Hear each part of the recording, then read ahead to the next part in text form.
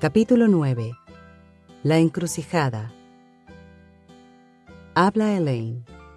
La primera encrucijada verdadera en mi vida la encontré un año después de haberme convertido en esposa regional de Satanás.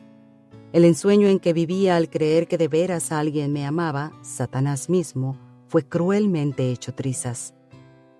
Aparentemente había cometido alguna falta menor contra Satanás, pero de haberlo hecho, era tan pequeña que ni me daba cuenta de haber hecho nada.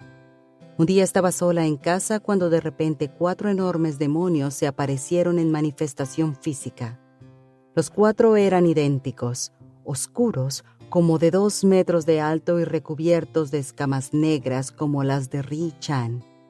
Tenían rostros feroces, colmillos largos y uñas más largas todavía que eran como navajas de acero. Sin advertencia previa me atacaron. Hundieron en mí sus largas uñas y me desgarraron. Me golpearon y me lanzaron de uno al otro como una pelota de goma. Yo gritaba, chillaba y les suplicaba que no me siguieran dañando, que me dijeran por qué lo hacían, pero no me decían ni una palabra. Simplemente gruñían y se reían con espantosas risotadas. Man-chan y Ri-chan, mis guardianes, estaban allí, pero no hacían nada por ayudarme o explicarme el porqué de lo que me hacían.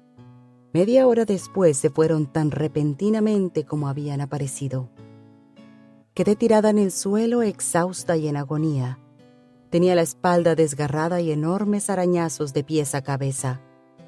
Los muebles estaban volcados y mi sangre había salpicado por todas partes. Estaba allí tirada sollozando, jadeando y tratando de recuperarme cuando Satanás atravesó la puerta cerrada. Como de costumbre, venía con su disfraz favorito, de hombre extremadamente guapo. Se quedó mirándome, echó la cabeza hacia atrás y soltó una carcajada. Siguió riendo mientras yo permanecía allí sollozando, preguntándole por qué los demonios me habían atormentado tan cruelmente. No me dijo nada, salvo que estaba siendo castigada. Hasta añadió que a su parecer los demonios habían hecho un buen trabajo. Entonces, sin hacer ni un gesto para ayudarme, desapareció. No tenía explicación para ello, excepto una. Satanás me aborrecía y era un mentiroso. Tal convencimiento produjo a mi corazón una herida más profunda que las heridas de mi cuerpo. Yo misma tuve que limpiarme y limpiar el apartamento lo mejor que pude. Para ese entonces yo era ya enfermera y tuve que valerme de cuánto conocimiento tenía para poder sobrevivir. No podía buscar la ayuda de nadie porque no podía explicar lo que me había sucedido. Nadie se interesaba tanto en mí como para venir y averiguar lo que me pasaba y ayudarme. Cuando al fin mis heridas sanaron, no quedaron cicatrices. Satanás se encargó de que así fuera. No dejó evidencia alguna que yo pudiera usar contra él en el futuro.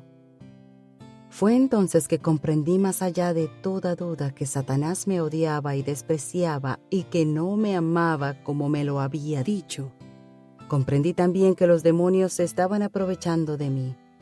Fueron Man-chan y los otros demonios los que denunciaron las pequeñas faltas que había cometido.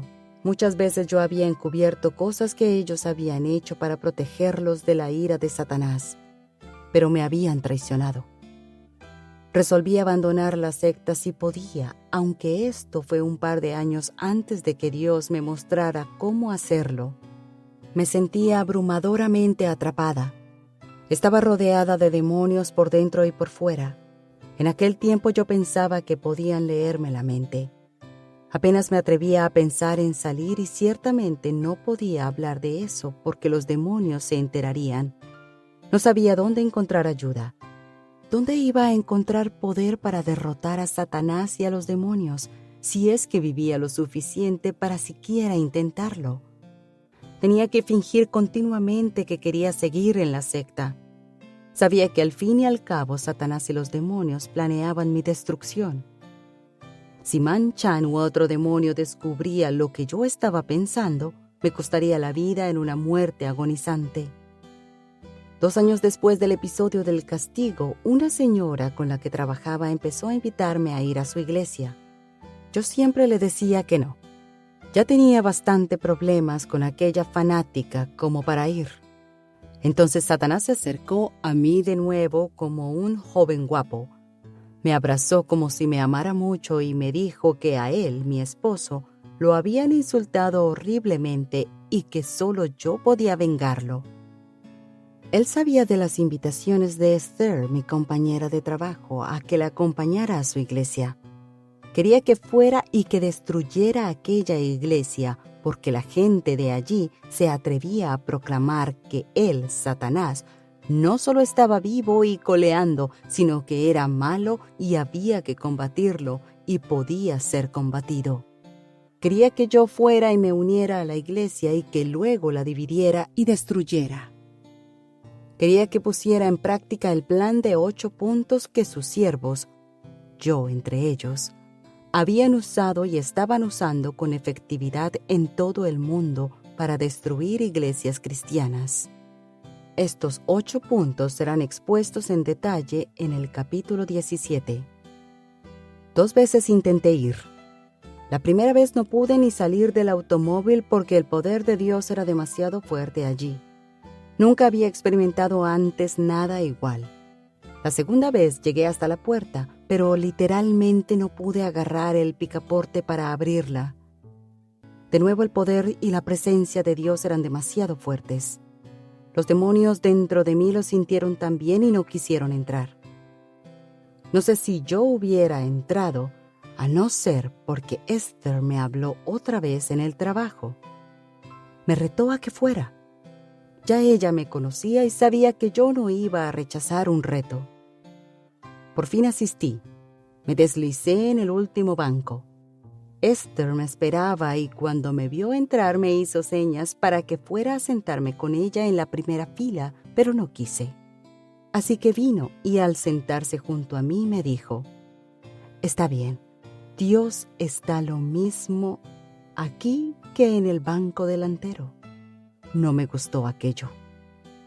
Precisamente aquel día el joven predicador de la noche era un aspirante al pastorado. Lo único que nos faltaba a mí y a los demonios era sentarnos allí a escuchar aquel sermón. Y eso que yo era un asistente a la iglesia endurecida. Luego, para empeorar las cosas, inmediatamente después del culto, el pastor dio una vuelta y fue a sentarse en el banco donde Esther y yo estábamos y se puso a hablarme para que yo le entregara mi vida a Jesucristo. Le dije a las claras que no quería a Cristo ni lo necesitaba. Él simplemente sonrió y me dijo: «Bueno, pero estoy seguro de que no le importaría que ore por usted». Recordé al momento que yo tenía que unirme a la iglesia y me contuve para refrenar mi respuesta. Mascullé: «Está bien, no me importa». Entonces, para espanto mío, me colocó la mano en el hombro y oró allí mismo a viva voz.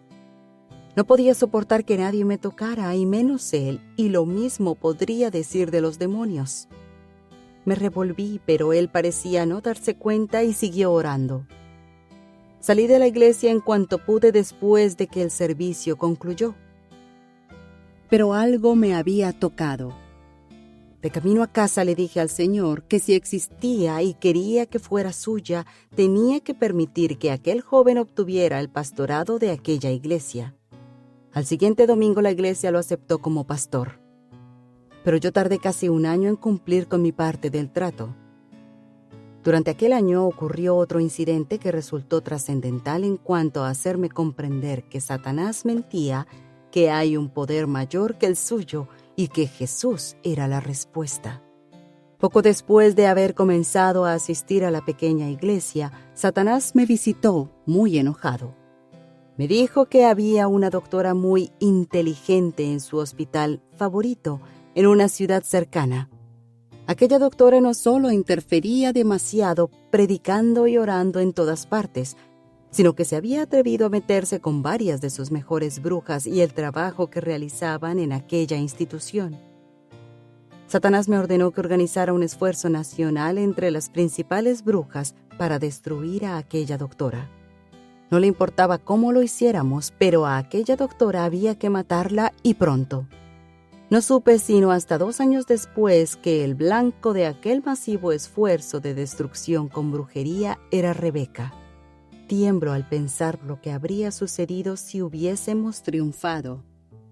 Gracias a Dios que no lo conseguimos. Obediente, tomé el teléfono y llamé a Helen, quien entonces era la bruja jefe en aquel hospital.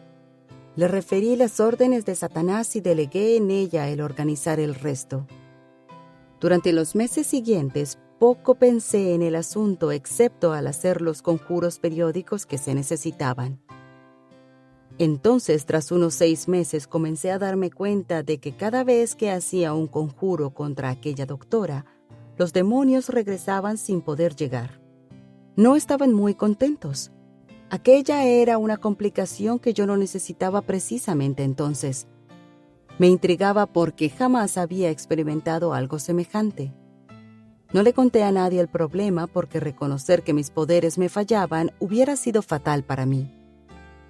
Unas 3 semanas antes de entregarme a Cristo, recibí una llamada de Helen. Aquella doctora que había salido moribunda del hospital 4 meses antes había vuelto al trabajo. Y no solo había regresado, sino que estaba completamente curada. Increíble. ¿Cómo era posible? Comprendí entonces que algún poder mayor que cualquier otro de los que yo había visto nos había interceptado y recordé la cadena de ángeles en California. Aquella doctora seguramente tenía el mismo poder que aquella familia y comprendí que ese poder era Jesucristo. Aquel mismo día Satanás regresó muy molesto a preguntarme por qué habíamos fracasado. ¿No lo sabes?, le pregunté. Sí, respondió, pero quiero saber si tú lo sabes. Bueno, supongo que alguien nos habrá interceptado con oraciones. Exactamente, respondió con brusquedad y después desapareció. Durante aquel periodo yo había estado asistiendo con regularidad a la pequeña iglesia. No tardé mucho en comprender que era impotente para destruirla.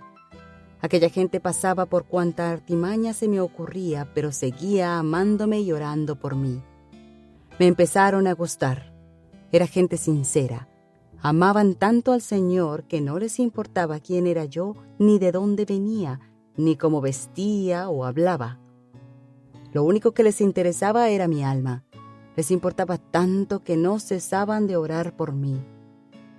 Sus oraciones me empujaron al altar un domingo en la noche en que por fin dije: Jesús, te quiero y te necesito. Perdóname y ven a mi corazón y a mi vida. ¡Qué lucha tan grande! Manchan y los demás demonios trataban de mantenerme la boca cerrada. Me gritaban en la mente que me habían mentido, que Dios no existía y que Jesús estaba muerto. Pero yo sabía lo mentirosos que eran y no les hice caso. En aquel momento, Manchan y los demás demonios comenzaron a hacer y a deshacer. Lo primero fue volar a contarle a Satanás lo que yo había hecho, y allí mismo empezó el gran lío. Cuando regresé a casa aquella noche, Satanás fue a verme, pero las cosas eran extrañamente diferentes. Normalmente, Satanás llegaba y me ponía la mano en el hombro o me cargaba en sus brazos, pero esta vez se mantuvo alejado. Pude ver que estaba acompañado de muchos demonios poderosos, pero ellos también se mantuvieron lejos de mí. Satanás hervía en cólera. «¿Qué demonios crees que estás haciendo?», me gritó. «Te estoy dejando», le contesté. «No puedes hacerlo». ¿Que no? Ya lo hice. Eres mi esposa, yo te conquisté y si no haces lo que te digo, te mataré. No puedes violar el contrato. Prefiero morir por Dios que seguir siendo tu esposa. Ese contrato ya no es válido porque ha sido cubierto por la sangre de Cristo. Lo único que tú puedes ofrecerme es mentiras y destrucción. Estás dando un mal paso y pronto te lo voy a demostrar. Vete de mi casa. Mira, tú no eres realmente cristiana. ¿Qué dices? Que los cristianos no dicen malas palabras. No se me había ocurrido aquello, pero desde luego hacía solo 2 horas que era cristiana y estaba acostumbrada a hablar como me venía en gana cuando no estaba en la iglesia. ¿Y qué?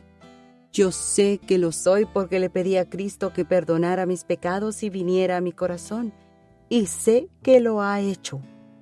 ¿Te crees eso? Pero no es así. Yo estaba ya tan molesta que intenté saltar y darle un puñetazo en la nariz, pero por algún motivo no pude mover los pies. Satanás, ya muy enojado también, me gritaba amenazas. De repente sentí que una cálida paz me embargaba e inequívocamente escuché la voz del Señor que hablaba por primera vez a mi espíritu. Me dijo: «No temas, hija mía, yo estoy aquí y Él no puede hacerte daño». Otra vez le dije a Satanás que se fuera, pero esta vez mencioné el nombre de Jesús y al instante desapareció. Calculo que Satanás regresó unas 20 veces en las 2 semanas siguientes. Unas veces vino haciendo gala de sus encantos, como el más amante esposo, pero casi todas las veces llegó furioso. Quería persuadirme para que cambiara de opinión. Me dijo que Jesús estaba muerto. Me amenazó con muchas cosas, pero ni una sola vez se me acercó. Siempre guardaba la distancia y lo mismo los demonios. Muchas veces llegaron muchos demonios con intenciones de torturarme, como aquellos 4 lo habían hecho anteriormente, pero siempre se detenían a corta distancia de mí, confundidos y espantados, y se marchaban sin decir nada. Poco a poco fui comprendiendo que estaba recibiendo alguna protección especial del Señor. Ni siquiera Manchan, aunque me acosaba a toda hora, podía despedazarme como lo había hecho antes. Yo tenía más control sobre él que él sobre mí. A pesar de la protección especial que tenía, Manchan logró que cayera gravemente enferma. A las 2 semanas me encontraba como paciente en un hospital que no conocía y en una ciudad extraña.